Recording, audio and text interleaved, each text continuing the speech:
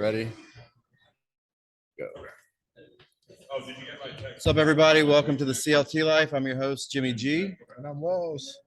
We're hanging out today at Middle James Brewery in Pineville, North Carolina. It's a Monday when we're recording this, so we're enjoying I think it's a 60-cent wings. Yep. 60-cent wings, delicious draft beers. I've got the hops on one leg. It's a juicy, hazy IPA. What are you drinking, Wals? I've got the Great Musa. It's a Hefeweizen, 5%. I've had that. It's good. Yeah, it's really good. Yeah, I've gotten when we went to the beach earlier this summer, I wanted something light and I wanted to bring something local from home, and I happened to be over here and took a 4-pack with me. It's really good. So Good stuff. So we got some stuff to talk about today. We'll talk about the Carolina Panthers a little bit. Huge news breaking about them. We'll touch on the Charlotte Hornets a little bit as their season is about to open up pretty soon. We'll talk a little bit about what we got going on and some other things just happening around the Charlotte area. Sounds good. Sound good? All right, let's do it. So the big breaking news, obviously, is Carolina Panthers have a new coach. or don't have their old coach. Right, yeah. We're without a permanent head coach because Matt Rhule obviously got fired after the 1-4 start this season, especially the past 2 weeks. Weeks 4 and 5 against the Cardinals and the 49ers, especially in the fourth quarter, just wasn't close. Offensive performance has just not been there at all. It was just time to make a change. Yeah, it felt inevitable.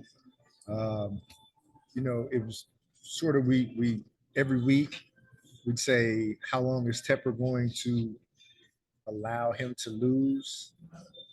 Then you had a glimmer of hope after you beat the Saints, right? But the way the Cardinals game unfolded, and then pretty much just getting dismantled by the 49ers, every facet of the game. Although special teams was okay. Yeah, and the 49ers are a good team. They're a good team. Great. So they're what, 4-1. They're first in the NFC West right now. I think they're playing like a legitimate contender. They got the number 1 ranked defense in the NFL, and playing against our offense didn't hurt that cause at all. Yeah, I mean, we make it a little bit easier for people, but we're still trying to find a solution at quarterback. Baker Mayfield doesn't appear to be it so far. We don't have many other options. PJ Walker is the backup. Sam Right. Darnold may come back in the next few weeks. Yeah. So, we're just trying. We're a patchwork team right now as far as the offense is concerned. Really, just the quarterback. We're just trying to find a solution because we know that the guys we have can make plays. That just shows how important that position is. It's the most important position in football. Maybe in sports. Maybe in sport, individual decision. I guess you could say maybe a starting pitcher in the playoffs is in baseball as far as an individual position. And the defense has played well. The defense plays really well to start games. And I feel like until they really get worn down because they're spending so much time on the field. Right. And special teams has been really good this year. So we had some good kick returns. Great kick returns from Blackshear. We had, Hecker is probably the best punter in the league. His first one, he booted like 62 yards and completely flipped the field. Piniero's been good. He's been great. He missed his first field goal in like his last 26, 27 attempts, and then came back and made the rest of his kicks on the day against the Niners. But just like we got two of the 3 phases of the game figured out. But this is a passing league, and if you don't have a quarterback who can move the ball through the air, then you're really, you're at a disadvantage. At a huge disadvantage, to say the least. And you need the other team to be off as well as the Saints were when we played them. Jameis was a little banged up, and so you need the other team to have some deficiencies as well when your quarterback is struggling as much as ours is. Yeah. I don't know that there is a silver lining. Steve Wilkes will take over. He's a defensive guy. Yeah. He knows the system. He knows the players. So there will be some consistency as far as that goes. There'll be some consistency. McAdoo will still call plays, I assume. That's what we brought him in for. That's what Rhule brought him in for. And we'll have to hold out our evaluation until we see. Baker Mayfield was in a walking boot, Right. so they said he's sort of like a day-to-day situation. See if he plays next week, or if PJ Walker gets the start, when Darnold might return. There are a lot of variables, but right now we're just sort of in a wait and see mode. I don't know that this move, his firing, creates a sense of optimism necessarily, Right. because most people I felt more understand. optimistic when I heard it, Yeah, but not necessarily for this season. right. I just felt optimistic that, okay, they're finally, and Rhule seemed, I didn't like him when he first Right. joined. And part of that, he was replacing Ron Rivera. He kind of grew on me, like, personality wise. Right. I think he's an okay guy. Seems like he had the support of the locker room. But just whether it's the X's and O's or just what it is, he didn't bring a winning product to the NFL level. And he's actually going to have, it might actually work out in his favor getting fired this early in the season. He's going to be the #1 college football coaching candidate. Oh yeah, for bar many, none. Yeah, he's going to get whatever job he wants. And we still got to pay him. Yeah. Don't feel sorry for Matt Rhule. Yeah, nobody feels sorry for Matt Rhule. He tried. It didn't. He did. It didn't work here. So he'll move on to, whatever he's going to do next. But as far as we're concerned, yeah, defense and special teams are holding up their ends of the bargain. And now we need to find something on offense. I think Matt Stafford's on the screen now. I think we play the Rams. We do play the Rams in week 6. They've been struggling. They're 2-3. And they're going to want to – they need a get-right game. They do. And they probably see us as an opportunity to right their ship. So, you got two teams that have been struggling. Yeah. Something's got to give. And like I said, we'll have to wait and see what the quarterback situation is. Yeah, just go out there and let it all hang out. Yeah. All right, so we'll come back. We'll talk about the Panthers a little bit more. We're going to give a little plug for where we are right now. We're at Middle James Brewery in Pineville, North Carolina. It's right off of South Boulevard, really in Pineville. So Pineville Matthews Road, not even a mile, like half a mile north of Pineville Matthews Road on South Boulevard. Carolina Place Mall. Yeah, that area. It's right next to Carolina, or he just told us the name of it, the driving range in the Charlotte Carolina Golf. Golf Village, that's what it is, yeah. So it's actually right next to Golf Village. There's a par 3 course. There's a driving range down here. And then at the top of this hill, and you've got a great brewery. They've got a ton of beers on tap.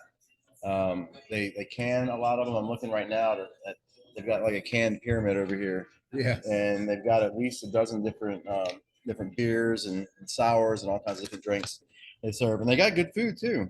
It's good. Wings are really good. Yeah, wings are good. I've eaten here several times and gotten burgers, sandwiches, salads. They got good salads here. So wings are on special on Mondays. Yeah, wings are on special on Mondays. 60 cents. 60-cent wings. For 10 for $6 essentially. And they've got Old Bay. So anybody from Virginia or Maryland. So I grew up in Virginia and spent a lot of time on the Chesapeake Bay. So Old Bay seasoning is near and dear to my heart. So we split the Old Bay and the honey sriracha. Yeah, both great. And the only answer for dressing is blue cheese. That's right. Yeah, ranch is good on a salad, but when you eat wings, blue cheese is the answer for sure. Yep. So Ben was telling us too. He's a bartender here. He was telling us that they're actually going to open up another location in Rock Hill early in 2023, and it's going to be a tap room.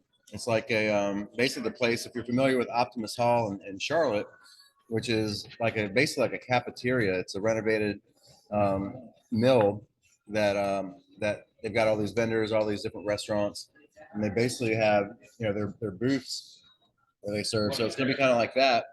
They're gonna have the tap room, and then you'll be able to go to other places to get food. Yeah, that sounds really exciting, and Rock Hill is growing as well. Oh yeah, it's Football City USA is what they call it. So it has like the highest per capita ratio of professional NFL players that came from there. Yeah, and so guys like Jadeveon Clowney, Stephon Gilmore,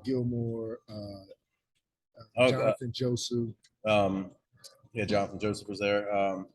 The running back Mason Rudolph, the Steelers one of the Steelers' backups. Running back for the Falcons now, the converted wide receiver. Oh, Cordero. Yeah, Patterson. Cordero Patterson. So Yeah. I was about to say Cortland Sutton, or from the Broncos. Yeah. So yeah, so Rock Hill, yeah, it's a really cool location. You ever been to downtown Rock Hill? I have. So you got the area around Winthrop University, which is really cool. Legal Remedy Brewing is down there as well. But then you have downtown Rock Hill. They got restaurants. They got a Counter is there, which was actually the site of a sit-in back in the 1960s, I believe. And they've honored that legacy. But they also have like a Michelin star chef that's in there. iPoppy Tacos is really good. So there's lots of good places down there in Rock Hill to check out. Rock Hill's pretty diverse. It's great. I think it's good for families. My wife went to college at Winthrop, so I spent a lot of time in Rock Hill. I actually lived down there for a bit. We got the river.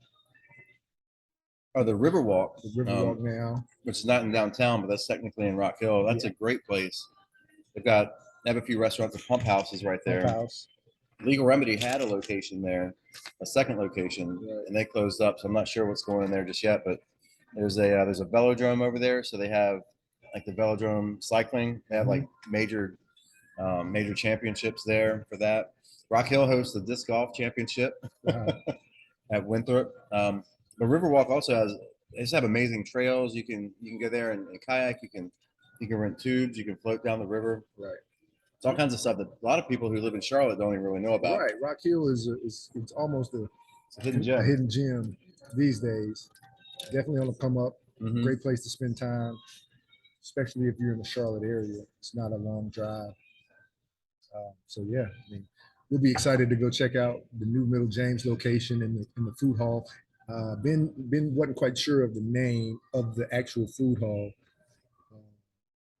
but he said it was near Technology Drive, I think, over in the Winthrop area. So we'll see. We'll get more information and pass it along and find out. Yeah. So Middle James didn't buy the land where the Panthers are building their practice facility.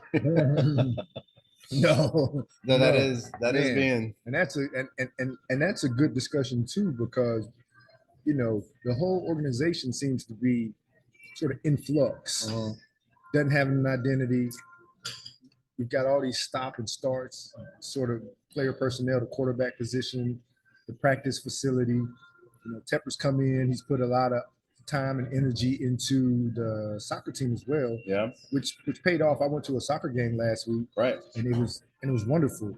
I saw the video that you made. Man. Awesome seats. Cool. Yeah. And probably not a bad seat in the house, really. It right? really is, they just used the lower bowl. Using the lower bowl, but we were parallel or essentially perpendicular to the Charlotte FC's goal in the second half. So we were able to see some scoring from them, and it's a good product. The soccer team is. The fans are really excited. North Carolina is a good soccer state as well, but the Panthers just haven't seemed to be able to pull it all together and put together a good product. More than just winning and losing games, there's no identity and there's not much of a sense of pride aside from what the two Super Bowl runs we've had and the players people have known in the past. We don't have that same pride right now. Yeah, you don't have the identity of those iconic players really with anybody on the team. I mean, you have Christian McCaffrey. Obviously, he's still really good. He had an MVP caliber season a couple years ago. You got Brian Burns on defense. There's a lot of guys on defense. J.C. Horn's playing well. But he had a hip injury that he went out with yesterday. Shaq Thompson is part of the old regime. Yeah. Jeremy Chin, he's really good. He's out. He's on IR right now. Offensively, you got good players too. With like DJ Moore is a playmaker. But really, besides DJ and Christian McCaffrey, beyond that, we don't really have. We're so used to having a great tight end with Greg Olsen. We don't have that option anymore. Right. So the tight end position, as far as from a receiving standpoint, is pretty much non-existent. And Robbie Anderson, really, to me, Shi Smith is our number 2 receiver. Anderson, what do you think about that? I think Robbie's the 2 guy, but really, even DJ, he hadn't been able to get touches consistently. Is he not getting open, or is Mayfield not finding them? Yeah, well, all signs point to Baker just not being able to get guys the ball in space for whatever reason. You know, the batted balls, some balls overthrown, timing issues. Yeah. You know, the offensive line, I think I read, was ranked 27th in the league by Pro Football Focus, which isn't great, but all of the quarterbacks on the teams with worse offensive lines are performing better than Baker Mayfield. Oh, yeah. So Baker Mayfield is statistically the worst quarterback in the league right now. You got guys like Marcus Mariota, you know, for the Falcons, who you know what I mean, is barely throwing the ball, right? But he's performing better than Baker Mayfield right now. So that says a lot for where we are. Yeah, it does. So, yeah, speaking of, you know, we talked about Charlotte FC a little bit and the product that they put out on the field. And I'm sure when you went to the game, even though they didn't win that game you went to, they had a home field advantage, right? It was a home crowd. Everyone was really vocal and pulling for Charlotte FC. Whereas yesterday I turned on the TV and it was red. It looked like I saw blue seats, which were empty seats for the Panthers, and I saw red jerseys for the 49ers in the stands. So it's like the fans decided that the people that had tickets either sold them or didn't show up, and decided there was a beautiful October, you know, early fall day, and lots going on in Charlotte. You had Taste of Charlotte going on. You know, right up the street at Truist Park. There was other stuff to do, so I think people were like, you know what, I'm not going to sit through this misery. I mean, we went to a pumpkin patch right at game time. At game time. At game time, we left. That wasn't my decision. Obviously, that was my wife's game plan. But you know, I got to do what the boss says. Right. We went to a pumpkin patch at game time. I was watching on my phone on Hulu, and I think I pulled up the score before I put on Hulu, and I saw we were down 7-0, and I was like, okay, here we go again. Well, that was the first time that another team. So one of the good streaks that we had just ended. We had like 25 games in a row where the opposing team didn't score on the opening drive. So that was a good streak that we had that ended. But we continued the streak. Rhule's streak continued when the Panthers score. When the Panthers give up 17 or more points, he was 1-27, including losing 25 in a row. The overall record in a little bit over 2 years was 11-27. So if the Panthers defense held teams to under 17, we were 10-0. Right. And if they scored more than 17, they were 1-27. And you have to be an elite defense to hold teams under 17 points. You know that. But we are a very good defense. We're good, but you can't expect the defense to consistently hold teams under 17 points, especially when the offense isn't saying when you have no balance and you're putting the defense in terrible situations time and time again. It's just not realistic. So, you know, obviously, it looks like a stat that says points to the defense is a problem, but really, it all comes back to the offense. Yeah, because like we said before, I think really in 2 of the 3 phases in special teams, I think we're excelling. We're really good in special teams right now. The kicking game, the punting game, the return game is all pretty strong right now. Defensively, we're always good in the first half, usually through the third quarter, and then recently in the fourth quarter we just fall apart. And you know, we did give San Francisco the ball inside the 10-yard line when we went forward on 4th and 10. Right. Which, I mean, you had to if you're trying to win the game, down 30-15 late in the fourth quarter. So, and they also scored a defensive touchdown. So, if you take those 2 touchdowns away, I mean, really, the defense only gave up 23 points, which isn't terrible, and especially with as much time as they spend on the field. Right. It just, you know, when one facet of the game isn't working, it puts so much pressure on the rest of the team. And you know, the other units. And so that's just the situation we're dealing with right now. The offense just isn't doing enough to alleviate the pressure that the rest of the team is under. And it's a trickle-down effect. And like we were saying, quarterback is probably the most important position in all of sports. And so, you know, at some point, you just need some sort of stability at that position.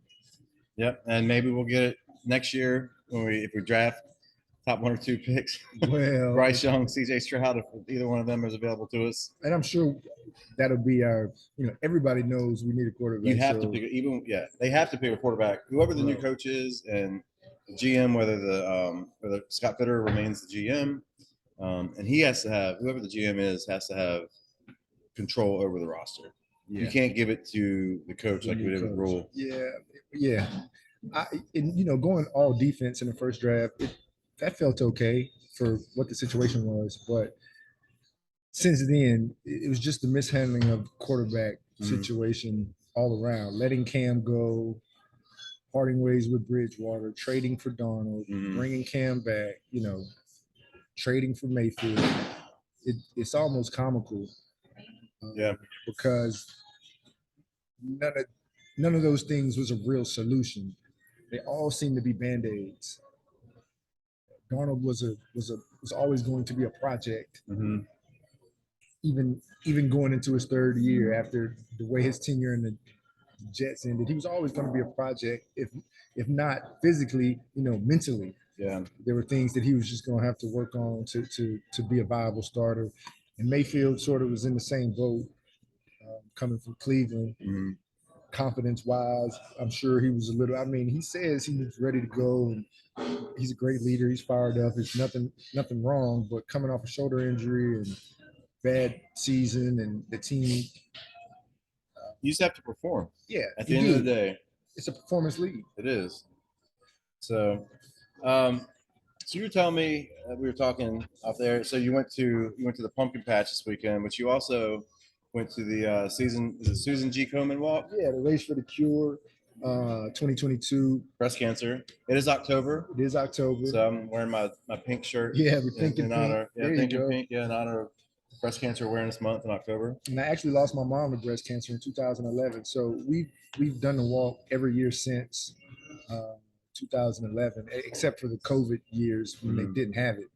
And I think this year they said they've raised $459,481. That's huge. 78 cents, and the goal is 500,000. You can still give if you're so inclined. So, hopefully it's a boon, it's a lift to breast cancer survivors and people who are women, especially who are going through breast cancer now. They need all the support that they can get, and people that have been affected by it in the past, like myself. It's good to come together and just remember or support people who need it each year, and for a good cause. And hopefully the money that's raised can go toward more research, and one day we can eradicate the disease altogether. Yeah. That's the hope. Yeah. And I'm trying to raise money too, through the CLT Life Gear and Apparel, through our sales. We're raising funds this month. Proceeds from each shirt that we sell are going to Carolina Breast Friends. We actually have a pink ribbon shirt. We got a pink ribbon shirt, and I'm about to unveil a pink logo shirt pretty soon that I'll have at a couple of events this month. So October 22nd in downtown Waxhaw, and then on October 29th, actually here at Middle James Brewery, Sunny Days Market is organizing some pop-up shops. We have lots of vendors out at both events. So great time to get some early Christmas shopping in, and to buy from local people. So, our designs, our apparel, everything is Charlotte inspired. It's made here locally. But I went to an event this weekend as well on Saturday, and it was a huge fundraiser, local organization as well, the Autism Strong Foundation. And so they've been around for 5 years. Their big event for the past several years it's called AMRAP for Autism. Right. It's a big workout event, CrossFit event. And the past few years they've raised, 6 figures. They've raised like $150,000, totals like that, which when you look at it, you're like, wow, that's huge. It's a lot of money. Well, they got picked by Choate Construction 3 years ago and to be the local philanthropy. Wow. They wanted to have a big event, big annual event to raise money for Autism Strong Foundation. And Autism Strong Foundation spends money and gives scholarships to people, families that are impacted by autism right here in the Charlotte area. So all the money stays local. That's great. So they started 3 years ago. They started it, but we couldn't have it the first year because of COVID. Yes, sir. I was on the planning committee for the first 2 years, really. Last year we did it, and they raised over $300,000. Wow, that's amazing. Yeah. Well, this year, Choate Construction completely took over all the planning. They announced the total funds that they raised. Take a guess. 450,000. $640,000. Wow. That's So amazing. yeah. So shout out, kudos to Choate Construction for raising money. You know, I mean, Choate's a big name. they are. They're able to lean on a lot of the vendors and companies that they work with to make donations. But it was also there were 1,500 people there who bought tickets to go there. So Yeah, it was community amazing. really shows up for Community. charity. They really do. So we didn't really touch on the Hornets at all. Well, season's coming up, starting in what, a little under 2 weeks. Yep. A little bit earlier. I think they've been trying to get back to the normal schedule since COVID, and so they, season starting a little bit earlier, but it could be exciting. We've talked about it before on the show. A little bit of turmoil in the off season, weren't able to make a lot of moves, so who knows? The Miles Bridges situation. The Miles Bridges and we have situation. a new old coach. New old coach. But I guess the silver lining in that is if we're really bad, we might get the number 1 pick, and then and there's a generational talent, Victor Wembanyama, who's French. I heard of him. French teenager. Is he playing college ball or what's he doing? No, he's playing. He's still playing in France. He played 2 games against the G League Ignite last week. They were televised. Okay. And I think he scored 37, and I think he scored over 30 points in both games. He's 7'4". He handles the ball like a guard. He blocks a lot of shots. He dunks on people. He's taller than Rudy Gobert. So he's taller than Rudy Gobert, but he plays like LeBron or plays like Kevin Durant. Okay, so Kevin Durant's about 7 feet. Yeah. He's a 7'4" Kevin Durant. Essentially, and if you go online and you look for him, you'll see everybody, LeBron, KD, everybody saying this guy's different. We've never seen anything like him. So he's going to be special if he can stay healthy. And so, yeah, if we're really bad, and I'm sure Mitch Kupchak and Michael Jordan understand that if we're really bad this year, it might be painful, but there's a chance we get Wembanyama, and that will change everybody's fortune. What about a guy like LaMelo, though? Is he going to put up with losing like 1 more year? He doesn't want to tank. I think he doesn't want to tank. But if we get a guy like that, you think that's going to help keep him? He's not leaving? Yeah, if we get Wembanyama, and this draft is supposed to be strong, even further down the line. But if we get Victor, we're a different team. Right. We're immediately, I won't say a playoff team because there's some good teams and good talent. That's an impact rookie right off the bat. But it's an impact rookie. Yeah, impact rookie. He could be an all-star as a rookie, for sure. Wow. So some stuff to look forward to, or not, with the Pelicans this season. The Hornets, yeah. The Pelicans, that's the first home game this year. So okay, yeah. October 19th, if you're watching on TV, we played the Spurs on Wednesday, October 19th. And then the home opener is Friday, October 21st. That's going to be against the Pelicans, which they seem to be healthy this year. Man, they got Zion back. So Zion, speaking of generational talent. So, didn't really get to talk as much about some of the other things that we do, but it's okay. It's okay. So thanks for listening. We want to thank everybody who comes on here. Oh, let's turn that beeper off. We want to thank everybody who comes on here and listens to our show every week. So we are on WDRB Media on iHeartRadio and anywhere you can listen to streaming services every Friday morning at 7:30 a.m.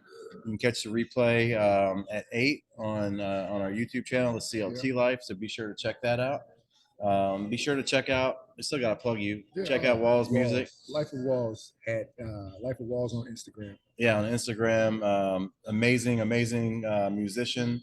If you like hip hop, even if you don't like hip hop, or if just amazing music. The whole family can listen to. Yeah, family friendly. It's family friendly sometimes. Yeah. And then real estate wise, I was going to talk a little bit about the shifting market. Market's starting to change. So if you're stepping your feet into the real estate market, whether you're a buyer or a seller, you're going to want somebody who has experience working on your behalf. as your realtor. As a buyer, I'm doing some things right now where been able to negotiate some things, some repairs that I probably couldn't have gotten a few months ago, but having that experience from the past, I was able to really stand up for my clients. And same on the seller side too. So if you have any real estate needs, reach out to me, Jimmy Grappone Realtor, on Instagram, and you can find all my contact information on there. So I think we got another show in the books. Another show in the books. This is the first road show. It was good. So, sayonara, yeah. Yeah. The first one on location. Sayonara, Matt Rhule. We'll see what the future brings. Yeah, good luck in college ball. We'll be watching to see where he lands. And Won't be in the NFL. Won't be in the NFL. I think I'm going to finish up these wings now. And one more beer. One more beer. All right. We'll see you guys. Thanks for listening. Take care. I mean, it is real.